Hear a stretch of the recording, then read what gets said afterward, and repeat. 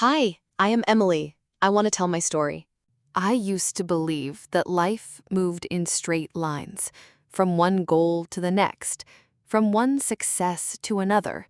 I was the type who mapped everything out, every step, every milestone, a stable relationship, a steady career, the perfect rhythm of days. To anyone looking in, I seemed to be living exactly the life I had planned. But deep down, a quiet unease grew like a shadow I refused to notice. The mornings were the hardest. I would sit on the edge of my bed, staring at the sunlight breaking through the blinds, and feel nothing. No spark, no anticipation for the day ahead. I told myself it was just exhaustion, that once I reached the next milestone, happiness would return. Yet the emptiness lingered. I clung to the relationship I had, even as the warmth faded. Smiles that once carried love were replaced with silence, with avoidance, with subtle distance that grew louder than any argument. I convinced myself it was a phase, that devotion would be enough to fix what was breaking, but my instincts whispered otherwise. Work, too, became a battlefield of doubts. I had fought my way into a position I once dreamed of, only to find myself surrounded by sharp smiles and concealed knives. The air in those meetings grew heavy with whispers, rumors I could feel clinging to me like smoke, a misplaced email, a comment that didn't sound quite right.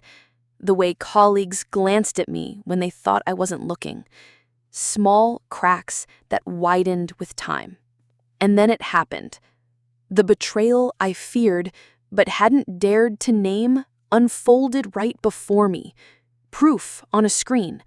Words that confirmed the lies.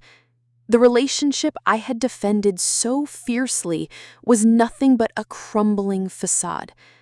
I stared at those messages until the letters blurred, until my chest burned with disbelief. How could someone I trusted with everything turn into the very reason I doubted myself? Nights became long corridors of silence. I would lie in bed, staring at the ceiling, replaying every moment, every warning I ignored, every compromise I made. My body curled into itself as if it could shield me from the reality pressing down. Tears came, but they offered no relief. Only an aching reminder of how far I had fallen from the woman I thought I was. I stopped answering calls. Friends reached out, but I pushed them away, too ashamed to let them see the wreckage. My apartment, once a sanctuary, turned into a prison of reminders. The mug he left behind, the sweater I could no longer bring myself to wear, the photographs that mocked me with frozen smiles. Yet somewhere in the quiet between sobs and silence, a thought began to whisper. What if this breaking wasn't the end, but the beginning of something else? The idea was faint, almost drowned out by despair, but it lingered. I didn't know it then, but that whisper would become my lifeline. The mornings began to change, not all at once, but in small, imperceptible shifts. I no longer woke with the crushing weight of despair pressing against my chest. Instead, I began to sense a fragile thread pulling me forward, guiding me into the light, even when the shadows fought to pull me back. Healing did not arrive like a storm or a miracle. It came slowly, like the first fragile leaves of spring after a harsh winter. I remember the first time I left my apartment after weeks of isolation. The air felt strange against my skin, as though the world outside had continued without me, and I was a forgotten fragment stumbling into it again. I walked through quiet streets, my steps hesitant, as if each one tested whether the earth would still hold me. It did. And with every breath of fresh air, something dormant inside me stirred awake. Nature became my first companion. The rhythm of the wind against the trees, the soft glimmer of sunlight through branches, the way the sky stretched endlessly above me, all of it whispered truths I had forgotten. That life moves forward, that wounds, however deep, eventually form scars. And scars, if carried with courage, can become maps that guide us, not marks that shame us. At night, I still felt the echoes of betrayal in my chest. The images, the messages, the mocking smiles haunted me. Yet I began to write. My notebook became my secret confidant, the silent witness to both my pain and my gradual awakening. Each word I wrote pulled the poison from my heart, bleeding it onto the page where it could no longer corrode me from within. In those pages, I began to reframe the narrative. Instead of seeing myself as broken, I described myself as rebuilding. Instead of weakness, I wrote of resilience. My handwriting was shaky, uneven at first, but it grew steadier with each entry, as though the act of naming my pain was also the act of reclaiming my power. Slowly, my routines shifted. I started preparing meals again, not for anyone else, but for myself. I cleaned the apartment, removing the silent ghosts of the past, reclaiming the space as my own. I donated clothes that carried memories too heavy to bear. I replaced photographs with empty frames, not because I wanted to erase the past, but because I was leaving space for new memories to come. Every small act felt monumental. Washing dishes, folding laundry, stepping outside at sunrise. These weren't just chores, they were affirmations. Proof that I was still here, that I was still capable of living, even when the weight of the past tried to convince me otherwise. And then, one evening, I looked into the mirror and did not see only the woman who had been betrayed, abandoned, and broken. I saw someone still standing. My reflection was tired, yes, but there was something else, something sharper, more resolute. It was the faint outline of a woman who refused to stay buried beneath the rubble of her own heartbreak. That night, I lit a single candle and whispered a promise to myself. I would not allow my scars to define me as a victim. They would mark me as a survivor, a fighter, and one day, as someone who transformed the darkest parts of her life into a light bright enough to guide others. It was the first time I believed, truly believed, that my story was not over. It was only beginning. The weeks that followed were no longer defined by survival alone. Each morning, I woke earlier, not because I feared the day, but because I was ready to meet it. The sunlight filtering through my curtains was no longer harsh or accusing. It felt like an invitation. I began to take longer walks, no longer hesitant, but steady. The streets that once intimidated me now carried a rhythm I could follow. People passed me by with their own stories, their own burdens, but for the first time, I didn't feel invisible.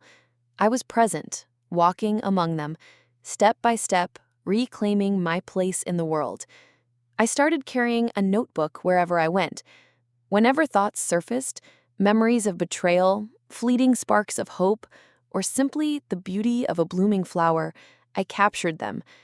These words became a map of my journey, proof that my life was not stagnant, but unfolding again. At the library, I spent hours rediscovering the power of learning. I immersed myself in books about psychology, healing, and resilience. Each page felt like a conversation with someone who had walked this path before me. I underlined passages, wrote notes in the margins, And slowly, the empty spaces inside me began to fill with knowledge and strength. One afternoon, while sitting in the park, I noticed a group of children playing. Their laughter echoed like music, a sound I hadn't realized I missed. It wasn't just their joy, it was their fearlessness. They ran, fell, got back up, and kept going without hesitation. Watching them reminded me of something I had forgotten. I too had once been fearless. That memory ignited a spark inside me. Back at home, I rearranged my living space. I replaced broken frames with blank canvases, waiting for new memories. I brought fresh flowers, their scent filling the air with renewal. Every detail of the apartment shifted, no longer a place of loss, but a sanctuary of rebuilding. Yet healing wasn't linear. There were nights when old wounds reopened, when the silence pressed heavy on my chest. But I no longer collapsed under it. I lit a candle, opened my notebook, and wrote. My words were no longer only about pain. They carried questions, discoveries, and even small victories. One evening, I wrote a single line that stayed with me. I am not defined by what broke me, but by how I rise after. That sentence became my anchor. Whenever doubt returned, I repeated it, like a prayer, until it felt carved into my bones. Slowly, I reached out to others. Old friends who had once seemed distant listened to my words with patience. I joined a small writing group at the library, where strangers became companions through shared vulnerability. For the first time, I didn't just rebuild myself in isolation, I began weaving threads of connection. By the end of the month, I realized I had changed in ways that went beyond the surface. My movements were more certain, my words steadier, and my reflection no longer carried only sadness, but determination. I wasn't healed completely. Perhaps I never would be, but I was alive, and more importantly, I was moving. And in that motion, I found meaning. I thought heartbreak would be the hardest pain I would ever endure, but I was wrong.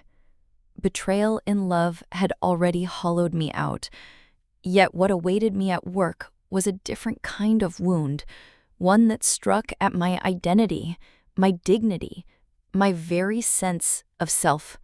At first, it was small things, a project detail I had never received, yet somehow I was expected to know. A report that mysteriously went missing from my folder. Subtle, almost invisible cracks in my credibility. I brushed them aside, telling myself I was simply distracted, still reeling from the chaos of my personal life. But the whispers grew louder. Colleagues avoided eye contact. Meetings felt colder.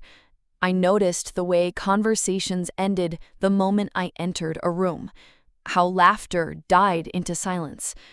My instincts told me something was wrong, but I was too fragile to confront it. Then, the rumors reached my ears. They said I had manipulated numbers in a report. They said I had stolen credit for work that wasn't mine. They even said I had been careless with confidential information. Lies. Pure, calculated lies. But by the time they reached me, they had already wrapped themselves around my reputation like poison ivy. The betrayal of a lover is intimate, personal, but betrayal at work is public, humiliating. I could feel the invisible walls closing in, each glance a silent accusation. I worked longer hours, desperately trying to prove myself through sheer effort. Yet no amount of sacrifice could erase the stain of suspicion. The breaking point came during a meeting with upper management. My name was spoken with hesitation, my projects questioned with doubt. A file was placed on the table. Evidence, they called it. Misinterpreted emails, fragments taken out of context, twisted into a story that painted me as careless, even dishonest. I remember my hands trembling as I tried to defend myself, my voice breaking under the weight of disbelief. The room was silent. No one defended me. When the meeting ended, I walked out with my head down, my chest burning as though my lungs had collapsed. The office hallways felt like a tribunal, every passing face a silent jury. I wanted to scream, to fight back, to expose the lies for what they were, but exhaustion chained me. I had already spent so much energy holding myself together after losing my relationship. I had nothing left to give. Nights became unbearable. I lay awake replaying the accusations over and over, my mind searching for ways to prove my innocence. I wrote notes, gathered documents, tried to piece together a defense, but every effort felt like shouting into a storm that had already decided its verdict. Shame clung to me like a second skin.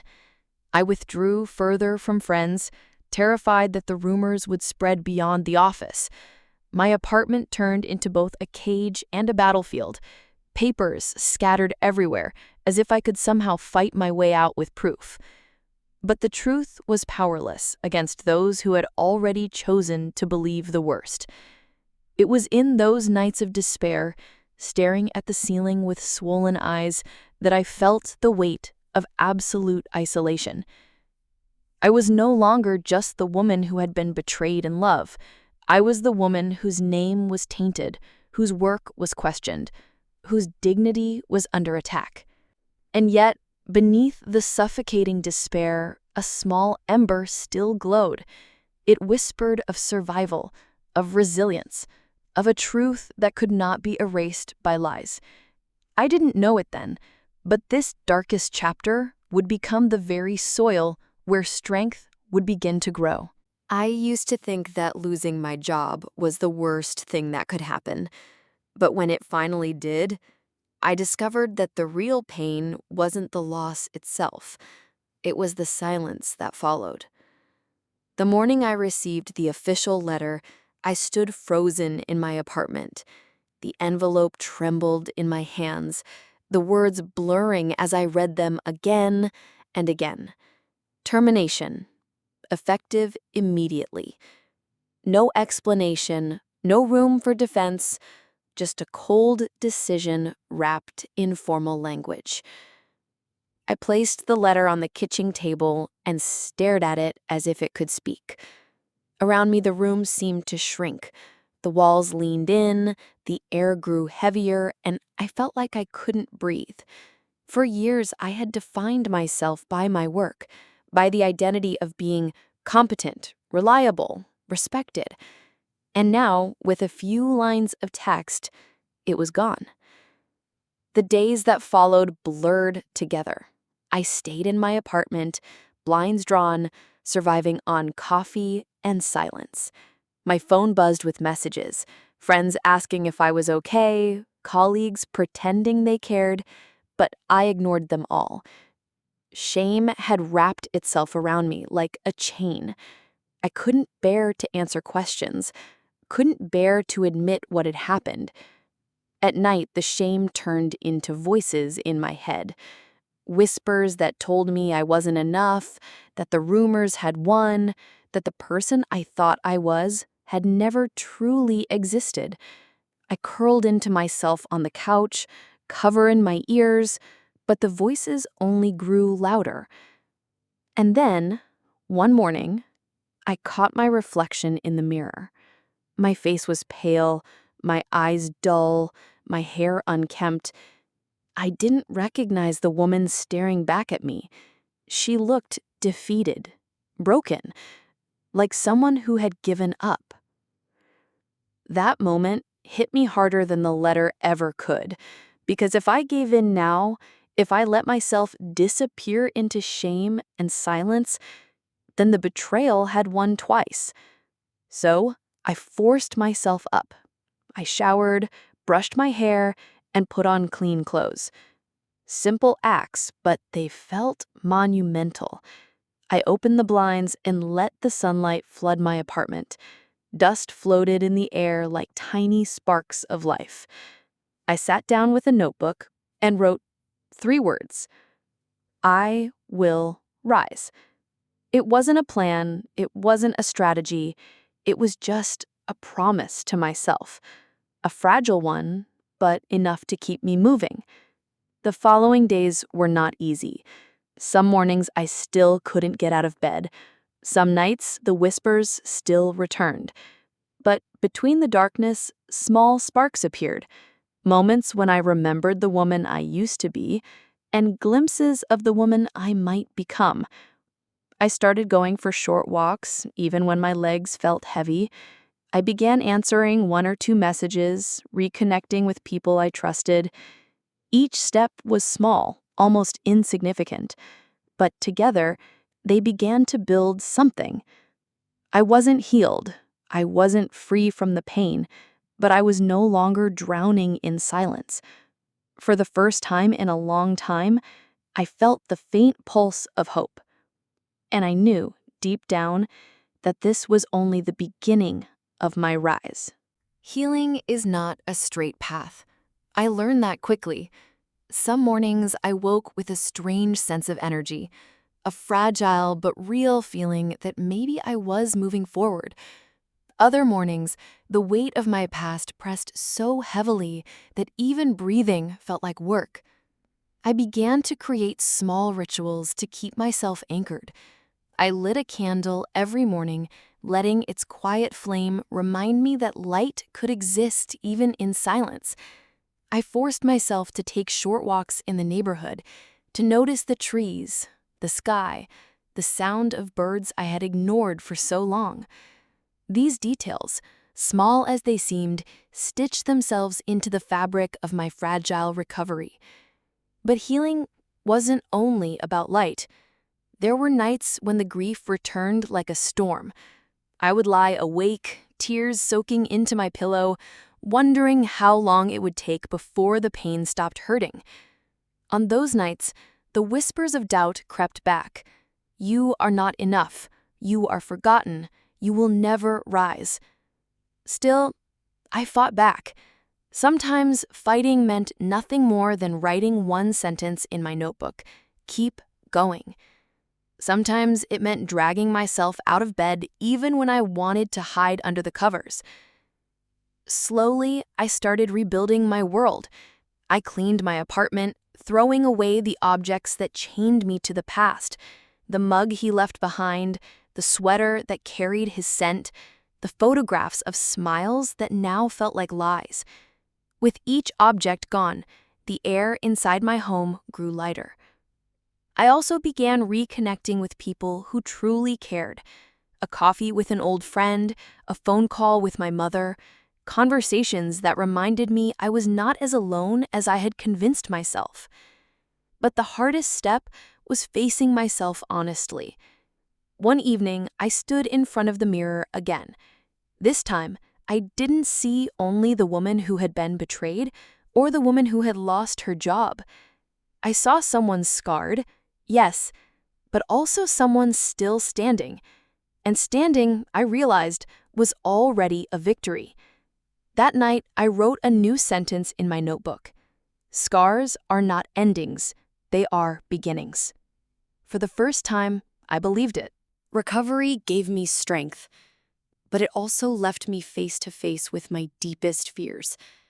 I had removed the traces of my past, reconnected with people who loved me, and begun to believe that maybe I was more than my wounds.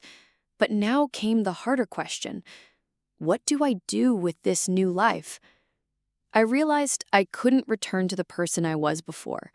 That version of me was gone, and trying to rebuild her would only lead me back into the same cycle of silence and denial. Instead, I had to carve out something new, a life that honored both my scars and my strength. So I started small. I signed up for a local evening class in creative writing. At first, I felt like an imposter, sitting among strangers with my notebook open, unsure if I belonged. But when I began to write, words poured out like rivers I had been damming for years. Stories of betrayal, resilience, courage. Not all of them were mine, but each carried echoes of my truth. It felt liberating. Writing became a way to transform pain into meaning. Each story I crafted was a reminder: I am not broken, I am rebuilding. As weeks passed, my confidence grew. I began sharing pieces with the group. Their encouragement startled me at first. Compliments about my strength, about the vividness of my words. For so long, I had only heard the voice of doubt. Hearing the opposite felt like learning a new language. But healing wasn't linear. Some evenings after class, I walked home under the city lights and felt the familiar weight of loneliness. The ache of remembering how much I had lost crept back, reminding me that scars never disappear. Yet, instead of drowning in despair, I allowed myself to feel it, then returned to my words, to my stories. One night, while staring at the blank page, I wrote a question at the top. What if my scars could help others heal? The thought terrified me. For years, I had hidden my wounds, ashamed of what they revealed. Now I wondered if sharing them openly could be the key to freedom, not just for me, but for someone else out there, sitting in the dark thinking they were alone. I didn't have the courage yet to share my full story with the world, but the seed was planted. For the first time, I envisioned a future not defined by betrayal, but by purpose, a future where my voice could matter. That night, I closed my notebook and whispered to myself, "Scars to stars." I didn't know then, but that whisper would become my path forward. I never imagined that the words I scribbled in the quiet corners of my room would one day reach beyond those walls. At first, my writing was nothing more than survival, the only way I knew to pour out the ache, the confusion, the emptiness. But little by little, those words became something else, fragments of hope. And when I began sharing them online, anonymously, they traveled farther than I ever thought possible. The first responses came quietly. A stranger wrote, "This is my story too." Another confessed, "Your words make me feel less alone." I sat frozen in front of the screen, rereading those messages until tears blurred the letters. I realized my scars weren't just mine. They were reflections of thousands of hidden wounds carried by people I had never met. Soon, the trickle became a wave. My inbox filled with letters, each one a testimony of survival. Heartbreaks, betrayals, moments of despair, and tiny sparks of resilience. What once felt like shame now became a bridge. I wasn't speaking into the void anymore. I was answering cries I knew too well. Then came the invitations.